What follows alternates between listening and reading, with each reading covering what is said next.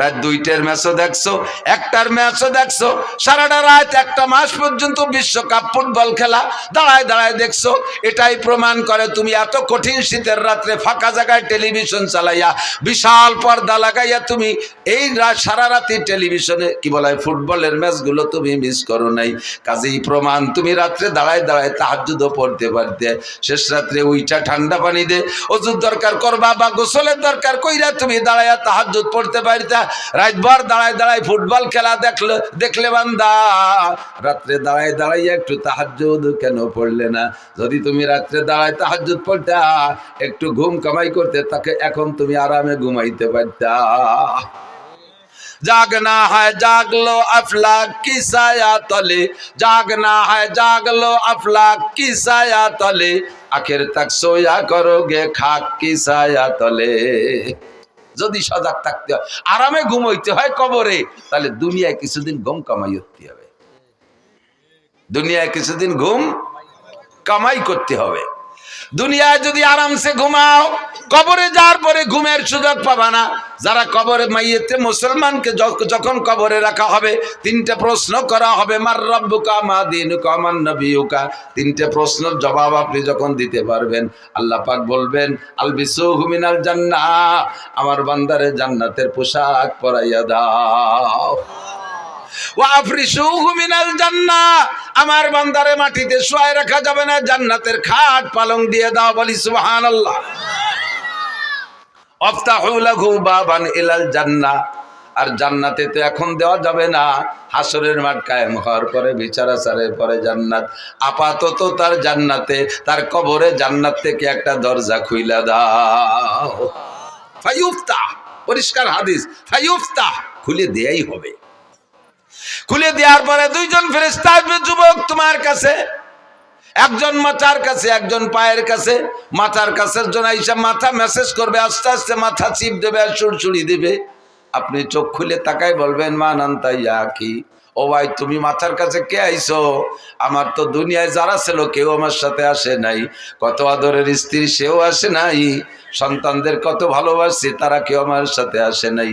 4জন আসলো কবরের কাছে, লাস্টে নামাইলো 2জন, সব আমারে মাটি চাপা দিয়ে তুই চলে গেল। তুমি কে আসলে দুনিয়ার থেকে না কোত্থেকে?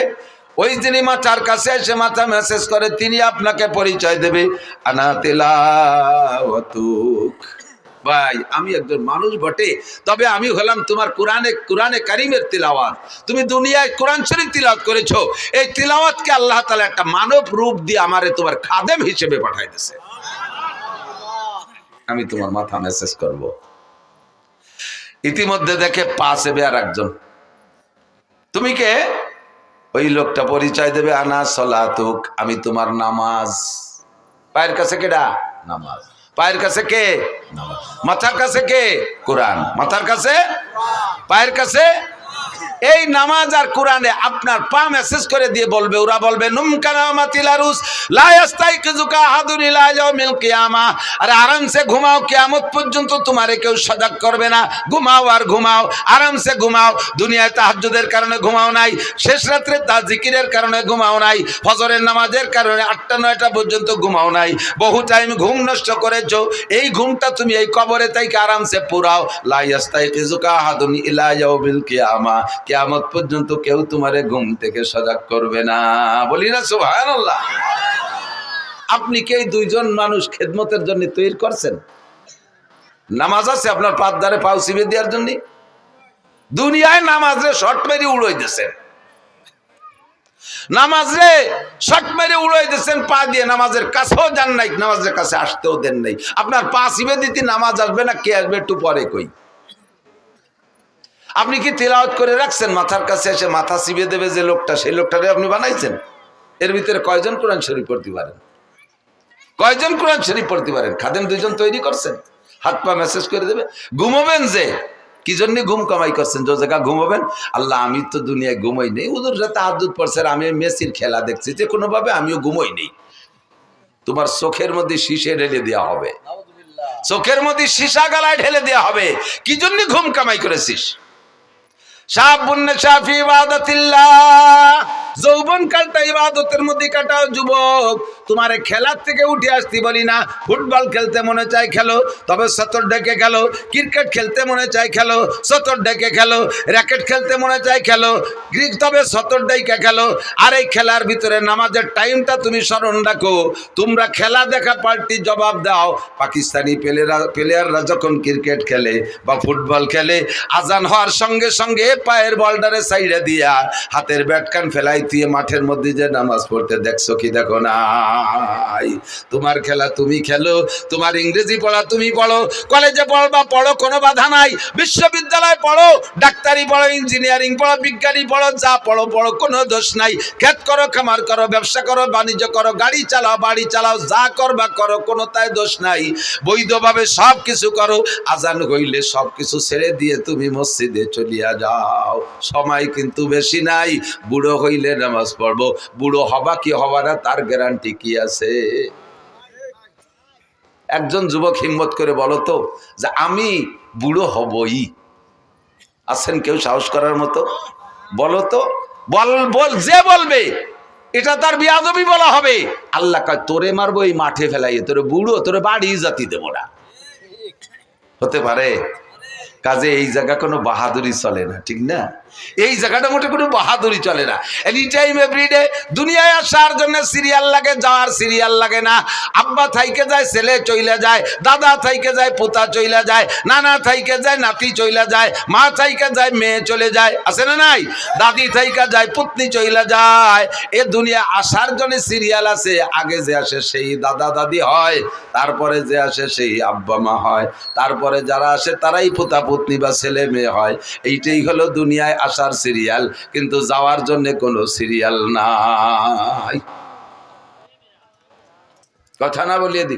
এই তোমরা ওয়াজ না শুনে, এই তোমরা মোবাইল আলারা এই কি করো? এই সকালবেলা সব পাবা, এই ওয়াজ না শুনিয়ে এই দড়ি ফেঁকা দড়ি দাঁড়ায় রয়েছ। সব ইউটিউবে আছে। কি জন্য এই সময়টা নষ্ট হতেছ? আর ওই দান্দায় তুমি কানের মধ্যে কিছু নিবা না। অস্ত্র তোমাকেই করতেছি। বুড়োকে বাদ দিছি কইছি না? বুড়ো কজন চলে যান, বাড়ি চলে যান, আপনাকে ছুটি। ইন্দ্রা বুড়োরা এমনি মুনিশি হয়ে গেছে। আল্লাহু আকবার। গহরডাঙ্গার খাদেমুল ইসলাম জামাতের জেনারেল সেক্রেটারি শামসুল হক ফরিদপুরি রহমতুল্লাহ আলাইহির একেবারে খাস খাদেম মাস্টার আব্দুর রাজ্জাক সাহেব বলতেন, হুজুর উনি গহরডাঙ্গার প্রাইমারির মাস্টার ছিলেন। এই ছোট ছোট কাটা কাটা অনেক চুটকি কথা বলতেন। উনি বলতেন একদিন বলতেছেন যে আমাকে বাড়ির দ্বারে এক ডাক্তার, আমাকে এক স্বাস্থ্য ভাই ডাক্তার হয়ে আইছে। সেই সময় লন্ডনের থেকে পড়ে আসা ডাক্তারের কত বিলাত ফেরত, মুরব্বীরা জানেন বিলাত ফেরত কত না? তার মানে বিলাতের থেকে পড়িয়ে ফেরত দেশে তারা চাই চলিয়েছে বিলাত ফেরত। তো বিদেশের থেকে পড়ে আইসা ডাক্তার, দেশের ছেলে, একটু সেবা খেদমত করতে জীবন ভরিত ঢাকা এই ডাক্তারি বেশি খাবে। তো বাড়ি আইসা মাইকিং করে, মাইক তো ছিল না সে সময়, ওই সুঙ্গ দিয়ে ভই ভই বলে দেশে যে অমুক ডাক্তার রয়েছে বিলাতের, 3 দিন ফ্রি চিকিৎসা করবে, পরীক্ষা নিরীক্ষা ওষুধ পানি সব দেবে। এই কথা কলি বাঙালি রুগীর অভাব হয়। সিরিয়াল ধরে আইসা দেখাচ্ছে আর উনি ঔষধ দিচ্ছে, চিকিৎসা করতেছে, পরীক্ষা করতেছে, ঔষধ দিচ্ছে, দিয়েই যাচ্ছে। এই দেখা ওনার এক দাদা, 100 টাকা খানিক হবে বয়স, 100 টাকা খানিক পর্যন্ত 100 টাকা হবে। তো এইরকম বুড়ো কায়দা মতো বুড়ো রুকু হয়ে থাকে সবসময়, কিচ্ছু চহে দেয় না। তো এই বুড়ো আইসে বলতেছে বাড়ি তুই তো বিদেশেতে ডাক্তার হয়েছিস, তুই তো মেলা মানুষের চিকিৎসা করলে, আমি তো দাদা ওই গোষ্ঠীর মানুষ, আমার একটু চিকিৎসা দি। কয় দাদা তোমার কি কি সমস্যা? কয় 1 নম্বর সমস্যা হলো আগে লোহা খালিও হজম হয়ে যেত, আর এখন সাদা যাও খালিও ওইভাবে বার হয়ে যায় ওই দিক দিয়ে, তা পেটের মধ্যে যে আটায়ও না। দেখ দিয়ে কি আর আছে, পরীক্ষা নিরীক্ষা করে দেখা দাদা তোমার এই পাকস্থলীর শক্তি শেষ, এখন যদি ভালো কিছু হতে এই পাকস্থলী ফেলাই দিয়ে নতুন একটা লাগাতে হবে, আর এটা সম্ভব না, কাজেই তোমার এই রোগ হলো বার্ধক্যজনিত কারণ। এটা কোন কারণ? বার্ধক্যজনিত কারণ, দুর্বলতা, ইয়া সারার কোনো ঔষধ নেই। তা দে বাদ দে, ওটা দে, আর একটা ধর। আগে আমি দিনের বেলাও তারা দেখতাম, এতে রাত্রিও তো চাঁদরা দেখিনি। দেখবি চোহের কি এলো, ভালো করে চোখ টোক দে, চোখে পাওয়ার একটু থাকলি না, চশমা দিলে আর একটু বাড়ে। তার ভিতরে এমন মাইর খাইছে, কয় দাদা তোমার এটাও সারবে না, এটাও বার্ধক্যজনিত কারণ। এটা কোন কারণ? বার্ধক্যজনিত কারণ। কয় থাকতো এটা বাদ দে, দেখ যে আগে আমার এই চামড়া কি সুন্দর টাইট ছিল, তেল তেলে এনে গরুর গলার মতো ঝুলিয়ে গেছে গায়ে জায়গায় দিয়ে, এরে কিভাবে ফিরে টাইট করা যায়? ও কি পাম্পার দিয়ে ফুলবে নাকি? আর করে দড়িয়ে টড়িয়ে কয় দাদা এটাও আর টাইট হবে না, এটাও বার্ধক্যজনিত কারণ। ডাক্তার কুজো ডাক্তার চেয়ারে বসে, কি বলে বুড়ো বুড়ো, আর ডাক্তার তো বসে দিছে চেয়ারে। বুড়ো চেয়ারে তো উঠে আসে ডাক্তারের গাড়ের উপরে ওই বুড়ো আইতে দুই চড়। তুই কিসের সাথে ডাক্তার হয়েছিস? যে ডাকই সেইটি আমার বার্ধক্যজনিত কারণ। তো তুই কি এরিস? এটা বার্ধক্যজনিত কারণ, ওটা বার্ধক্যজনিত কারণ। তো ডাক্তার কয় দাদা যে পরে দুটো চড় দিলে এটাও বার্ধক্যজনিত কারণ। আমি এতেও রাগ হলাম না। বয়স থাকলে বুঝতে যে ডাক্তারে চড়ানো যায় না, বার্ধক্যজনিত কারণে চড় দুটিও দিলিয়া। তো বুড়োকে বার্ধক্যজনিত কারণে এরকম সব শেষ হয়ে গেছে। কথা কন, যারা ফাজলামি করো তারা আসো। আল্লাহু আকবার। এই গানের নাম শুনলে এদিকটা আগে তো যথেষ্ট গান ছিল, গান গান গান হতো না, জারি যাত্রা, করসা কাজির গান, গুণযাত্রা, তারপরে আরো কত কি বাউল গান, ফাউল গান, বিচার গান, এগুলো ছিল না? এই গান ছিল না এই দেশে? তো এই গান শুনতে মাইলকে মাইল চলে যাইতেন আপনারা। এখন সে গানগুলো শেষ। দুটি একটা গান আছে আমাদের ওদিকে আছে, গাজির গান গায় বড় বড় মোসালা, মুসলমান না ঠাউর বোঝা যায় না। ওরে পরিমাণ মারেফাত আর শরিয়াতের কথা এই গানের মধ্যে কয়, আর কইয়েটে কয় ডাক্তার হুজুর গে চ্যালেঞ্জ। আমি বুখারী মুসলিম, হযরত মাওলানা মমতাজ, হ্যাঁ ওই যে এমপি মমতাজ না মানিকগঞ্জের, মুহাদ্দিস মমতাজ, কত বড় সাহস বুকির পাঠায়। এই ফাউলগুলোর স্বভাবই এই, এদের স্বভাব জন্মই হয়েছে বেয়াদবির মাধ্যমে। কথা কন, এদের জন্মটাই বেয়াদবের মাধ্যমে। সারাটা বাংলাদেশ মুহাদ্দিসে ভরা, হাজার হাজার লক্ষাধিক মুহাদ্দিস শাইখুল হাদিস বাংলার জমিনে, যারা নিজেরা শাইখুল হাদিস পরিচয় দেয় না অথচ হাদিসের কিতাব মুখস্থ পড়ায়, তারা বলতেই পারে না যে আমি এই পড়ছি, বলে না। আর জীবনে কোনোদিন হাদিস শব্দ বানান করতে যদি পারে ও আরবিতে, তাহলে ওরে আমার সারা জীবনের ইনকাম দিয়ে দেবো। ও যদি হাদিস শব্দের শুদ্ধ বানান করে পড়তে পারে। আর সে কয় আমি বুখারী, মুসলিম, তিরমিজি, আবু দাউদ, নাসাই পড়েছি। বাংলায় লেখাটা হওয়া আর কি কবা, এসে গেলে একটু না কয়ে পারা যায় না। আমার সাথে আগে থাকতো মজিবার দারোগায়, যে বলমারি মোটর সাইকেল চালাতো, যারা দেখছেন 7-8 বছর দারোগাতে রিটায়ার্ডের পরে আমার নিয়ে চলে বেড়াতো। আল্লাহ গেছি উনারে নিয়ে সাতক্ষীরে, এই কালকে যাই আইছি সেই সাতক্ষীরে শ্যামনগর বংশীপুর শাহী মসজিদ মাদ্রাসা। তো ওনার তো স্বাস্থ্য, চেহারা সবকিছু আমার চেয়ে অনেক ভালো। দাড়ি টাড়ি পাখে মেহেদি লাগানো, পান খায়, গাল ভরিয়ে, পাগড়িওটা বাঁধছে, সাদা জামা টামা, মোটরসাইকেল উনি চালায়। শীতকালে দিন আমি ছোট মানুষ, পিছনে ব্যাগ গাড়ি হয়ে বসে রয়েছি। নামার সাথে সাথে সবাই মনে হচ্ছে উনি বক্তা, আমি বুঝি খাদেন।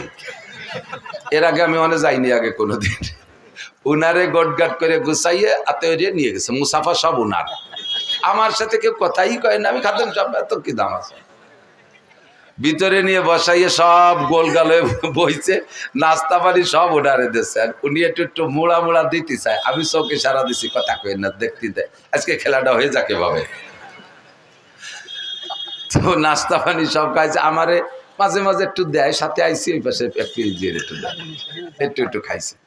শীতের সময় ওনার গায়ে দামি কম্বলের টাইনে মোড়াই দিছে। আমি কোন, আমার তো শীত করতেছে, আমার এখান খেতা দিছে, আমি কোনায় তাই গায়ে দিয়ে কাইতে রয়েছি। নাস্তাওয়ালি খাওয়া শেষ। এখন আমার নামের সাথে পরিচয় দিয়েছে শাইখুল হাদিস।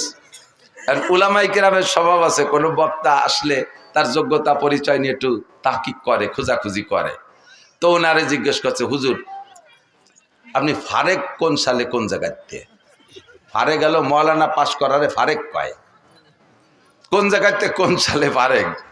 তো উনি সালেরটা যেন কি কলো যে শরীয়তপুর পুলিশ লাইন থেকে ফারেক। আমি তো খেতা মুড়ি দিয়ে হাসি মরি যাচ্ছি, শরীয়তপুর পুলিশ লাইনেতে। তো আলেমুল আমরা মনে করছে কি যে পুলিশ লাইনের কাছে মাদ্রাসা আছে, তো ওই মাদ্রাসার নাম পুলিশ লাইন মাদ্রাসা, যেমন যশোর রেল স্টেশন মাদ্রাসা, এটা পুলিশ লাইন মাদ্রাসা। উনি কিন্তু মিথ্যে কথা করছে না, কথা সত্যি বলেছে, পুলিশ লাইন নিতে পারে। তো হুজুররা ওই বুঝে চুপ করে রয়েছে। এরপরে বলছে যে এখন কোথায় কি খেদমত করেন, কি করেন? বুখারী শরীফ পড়াই।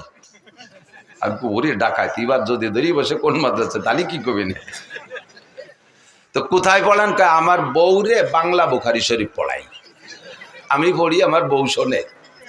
তো বুখারী শরীফ যে পড়ায় সে হলো সাইকুল হাদিস, তা উনি বাংলা বুখারী পড়ে আর ওনার বউ শোনে, এই জন্য উনি সাইকুল হাদিস। এখন ওরা চালু বলে হতেছে, তা সেই যে হুজুর বুখারী পড়ায় মাদ্রাসায় সাইকুল হাদিস, সে হুজুর কো? ওনার কাছে জিজ্ঞেস করতে সাহস পায় না। এই করতে করতে আমার টাইম যখন হয়ে গেছে, এই সময় ওনারা বলতেছে যে হুজুর চলেন স্টেজের সময়। এখন উনি কয় বক্তা তো আমি না, বক্তা তো ওই হুজুর। ৩-৪ জন কয় এতক্ষণ যে নাস্তা পানি খাইছি ফেলা।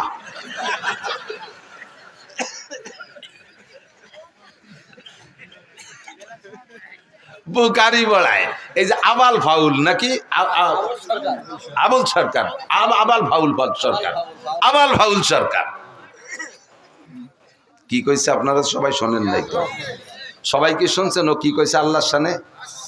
দেখেন সবাই শোনেন নাই, তারপরও শোনেন। আবার আমি নিজে শুনছি যেটা, সেটা হলো ও বলে আল্লাহ কি কথা কয় মুখ দিয়ে না, ওই পাছার নাম অন্য কিছু কয়। কি কয়? হোক দে। ও ভাষা তো আমি বুঝি না, মানে যারা আমরাকে বাংলায় কি বলে মুখ দিয়ে না পাছায় দিয়ে, বা আরো নিচের বাংলা গুদ দিয়ে।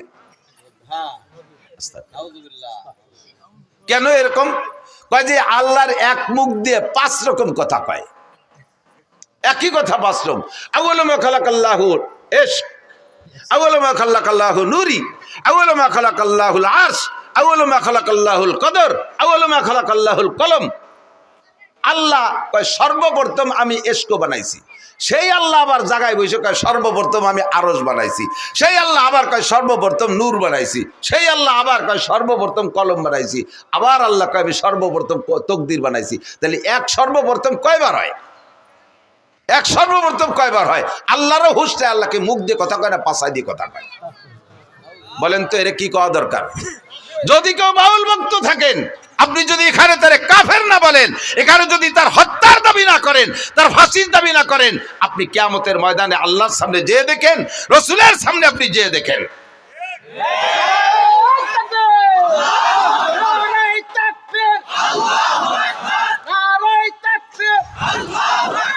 ইসলামের শত্রুরা হুঁশিয়ার সাবধান, আল্লাহ রাসূলের শত্রুরা, জোরে আল্লাহ রাসূলের শত্রুরা, আল্লাহ রাসূলের শত্রুরা, নারায়ে তাকবীর। যদি কেউ থাকেন তওবা করেন। গান এদিক থাকেন, আরবিতে গানের অনেক ভাষা আছে। এক প্রকারের গানকে বলে সামা, যেটা বুজুর্গ গানের দিনও কখনো কখনো গাইতেন। গানকে সামা হওয়ার জন্য 5টা দোষ মুক্ত হতে হবে। কয়টা? জোরে বলেন কয়টা? মুখস্থ থাকবে। যুবক, তুমি যে গানই শোনো না কেন, তোমার চরিত্রকে হেফাজত করার জন্য হলেও এই 5টা শর্তকে তুমি খেয়াল রাখবে। বলবো? 1 নম্বরে গানের মধ্যে বাজনা হতে পারবে না। 1 নম্বরে গানে বাজনা হতে পারবে না। বাজনা হলে দেখেন কোরআন শরীফের আয়াতের সাথে বাজনা মিশিয়ে দিয়েছে। ইদানিং ইসলামিক সঙ্গীত গাচ্ছে, ইউটিউব চালায় দেখেন, প্রত্যেকটা ইসলামী সঙ্গীতের ভিতরে কম্পিউটারের মাধ্যমে চিকুন ভ্যারাইটি কিসিমের গিটার, হারমোনিয়াম ইত্যাদির বাজনা ঢুকিয়ে দিয়েছে। যত ভালো হোক না কেন, কোরআন শরীফের আয়াতের তিলাওয়াতের মাঝেও যদি বাজনা ঢুকায়া দেয়, ওই তিলাওয়াত শোনা হারাম। হাদিসের তিলাওয়াতের মাঝেও যদি বাজনা ঢুকায়া দেয়, ওই হাদিসের তিলাওয়াত শোনা হারাম। জিকিরের মাঝেও যদি বাজনা ঢুকায়া দেয়, ওই জিকির শোনা হারাম। দুরুদের মাঝেও যদি বাজনা ঢুকায়া দেয়, তাহলে ওই বাজনার কারণে দুরুদ শোনা হারাম। 1 নম্বরে বাজনা হারাম, বাজনা থাকতে পারবে না। 2 নম্বরে গানের মধ্যে মিথ্যা কথা হতে পারবে না, গানের মধ্যে মিথ্যা কথা হতে পারবে না। জারি গানের ভরা মিথ্যা কথা। ছোটবেলায় শুনতাম জারি গান, এখন তো জারি গান নেই। শুনি একদিন জারি গানে গাইতেছে, এক বয়াতে আর এক বয়াতের কাছে প্রশ্ন রেখে যাচ্ছে, বলেন তো কোন নবী 2 রাকাত নামাজে 18 সিজদা দিছে? কোন নবী 2 রাকাত নামাজে 18 সিজদা দিছে? পরের বয়াতে যিনি আসছে উনি তা জানে না, কইতে পারে নাই। এবার দর্শক আর শ্রোতাদের ভিতরে তো জানার একটা আগ্রহ তৈরি হয়েছে, তাহলে আমাদের তো জেনে নিতে হবে। তোমরা বয়াতিরা হারাহারি করলে, জিতাজিতি করলে, আমরা তো জানতে পারলাম না। তাহলে বয়াতি সাহেব আপনি বলেন তো কোন নবী 2 রাকাত নামাজে 18 সিজদা দিয়েছে? আল্লাহু আকবার। এবার উনি জবাব দিচ্ছেন, হযরত আইয়ুব আলাইহিস সালাতু ওয়াস সালাম 2 রাকাত নামাজে 18 সিজদা দিয়েছে। বলে কিভাবে দিল? কয় ওনার 18টা ছেলে ছিল, তাদের জানাজার নামাজে 2 রাকাতে 18 সিজদা দিছে। আল্লাহু আকবার।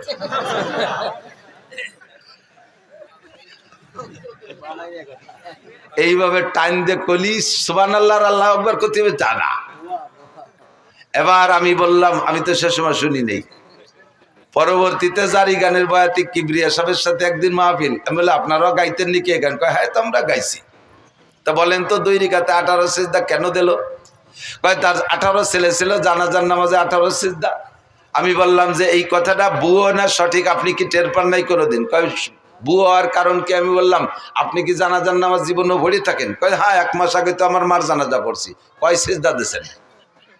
কয় রিকাত পড়ছেন জানাজার নামাজ? কয় জানাজার নামাজ কি রিকাত আছে নাকি? তা আপনার জানাজার রিকাত থাকলো না, আইয়ুব আলাইহিস সালাম রে 2 রাকাত পড়ালেন কিভাবে? তাও তো এক কথা। এখন কানে বানি গেছ, তাও তো এক কথা। আমাকে জানাজার রিকাত নাই, আইয়ুব আলাইহিস সালাম রে 2 রাকাত পড়াবাকে। আমি বললাম আপনার মায়ের জানাজায় কয় সিজদা দিয়েছেন? কয় সিজদা একটাও দেই নাই। তা আইয়ুব নবীর সন্তানদের জানাজায় সিজদা দেবে কেন? সিজদা হবে একমাত্র কার জন্য? আল্লাহু আকবার। বরাবর 3টি অঙ্গ হেফাজত করো, এই অঙ্গটা হেফাজত করো আল্লাহর জন্য, জবানটা হেফাজত করো আল্লাহর জন্য, বরাবর নিচে আরেকটা অঙ্গ শরমগা হেফাজত করো আল্লাহর ভয়ে। 3টি অঙ্গর হেফাজত যদি করতে পারো, তাহলে নবী পাক বলেন আজমাল্লাহুল জান্নাহ, আমি তোমার জান্নাতের জামিন হয়ে যাব। সিজদা হবে কার জন্য? একমাত্র আল্লাহরই জন্য। মূর্তির সামনে সেবা, পীরের সামনে সেবা। দেখেন না ওই বাউল পাল্টি, ওকে ছবি দেখেন, আরো ভিডিও দেখেন, দেখবেন ওই বাউল, বড় বাউল বৈশা আছে, আর ছোট ছোট কুসো ফাউলরা যে তার সামনে সেবা দিচ্ছে। দেখছেন না সিজদা দিতি? এগুলো মোমেন না মুশরিক? মোমেন না মুশরিক? আকলিস দীনাকা ইয়াকফিকাল আমালুল কালিল। শুনতে ভালো লাগে তাই বলেই শুনবেন, তাই বলে যা তা শুনবেন না, যাতে আপনার ঈমান আমলকে ধ্বংস করে দেয়, এমন কিছু আমি শুনতাম না। আরে আল্লাহু আকবার। মুমতাজের গান, দুনিয়ার যত পচা গান আছে, এ গান শুনলে গুনাহ হয়, তবে ঈমান যায় না। ওই সব গান শুনলে গুনাহ হয়। তো খেয়াল করেন, এই সব গান, যত কণ্ঠশিল্পী আছে দুনিয়ার পচা নোংরা গান গায়, এসব গান শুনলে ঈমান যায় না, তবে কবিরা গুনাহ হয়। কবিরা গুনাহ হয়, তবে ঈমান যায় না। কিন্তু বাউল গান, বিচার গান, আর জারি গান, আর করচা গান, এই সমস্ত গান শুনলে ঈমান যায়। কারণ এই গানগুলো শুনে তার ভিতরে যে ইসলামী ইতিহাসগুলো ওরা বলে, এই কথাগুলো শ্রোতারা বিশ্বাস করে, আর এই বিশ্বাসের কারণে ভুল ইতিহাস তার অন্তরের মধ্যে ঢুকলো। আর ভুল ইতিহাস বলতে বলতে আল্লাহর সম্পর্কে সমালোচনা, নবীদের সম্পর্কে সমালোচনা, এমন এমন খারাপ ভাষা ব্যবহার করে যেগুলো উচ্চারণ করাই সম্ভব না। কয় আদম আলাইহিস সালাম লম্বা ছিল, এই বাউলরা কয় আদম আলাইহিস সালাম লম্বা ছিল 120 হাত, তার পুরুষ অঙ্গ লম্বা ছিল 17 হাত। তোর আব্বা যাই আমায় ফিয়াইছে শালার, কাজাতি গেছিলাম রে, পারলাম না, ঠেয়া ফেলছি, বহুত কষ্ট করে ঠেয়া ফেলাইছি। আস্তাগফিরুল্লাহ। জানোয়ার আদম আলাইহিস সালাতু ওয়াস সালাম জলিলুল কদর নবী, দুনিয়ার সর্বপ্রথম মানুষ, সর্বপ্রথম নবী, তার অঙ্গ প্রত্যঙ্গ মাপার দায়িত্ব তোর কে দেছে? এই অ্যানিম্যাল, পশু, বাস্টার্ড, হারামজাদা।